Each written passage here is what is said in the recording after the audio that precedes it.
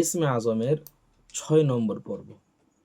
ইসমে আজম দিয়ে আপনারা কিভাবে নিজের স্বামী অথবা নিজের স্ত্রীকে বাধ্য করবেন।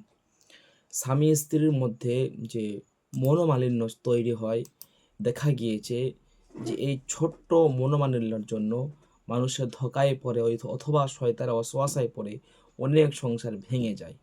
অনেক সংসার দেখবেন যে একেবারে চুরমার হয়ে যাচ্ছে, তালাকের পর্যায়ে চলে যাচ্ছে। তখন আপনি এই আমলটা করেন। আমলটা কি করবেন?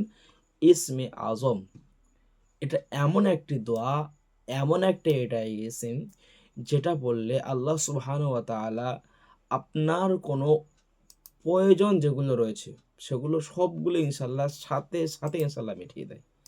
এটা দিয়ে আপনি কীভাবে আপনার স্বামীকে বাধ্য করবেন, এটা দিয়ে কীভাবে আপনি আপনার স্ত্রীকে বাধ্য করবেন, আজকে বলবো এই ভিডিওতে। যেগুলো নিকটবর্তী মহাব্বত সেগুলোর ক্ষেত্রে এটা কাজ দেবে। যেগুলো দূরবর্তী মহাব্বত সেগুলোর জন্য আমাদের চ্যানেলে অনেক আমল দেওয়া আছে, আপনারা ইনশাল্লাহ সেগুলো ব্যবহার করেন। সম্মানিত হাজিরিন, ইসমে আজম সম্পর্কে আমি আপনাদেরকে যে বিষয়টা বলতে চাইছি, আপনি একটা পাত্রের মধ্যে আপনি একটু মিষ্টি জাতীয় কোনো জিনিস নিন। চিনি হতে পারে, মিষ্টি হতে পারে, কোনো মিষ্টি জাতীয় সন্দেশ হতে পারে, যে কোনো আপনি মিষ্টি জাতীয় একটা জিনিস আপনি ওখানে নিন এবং ইসমে আজম আপনি 313 বার পরে ফু দিন।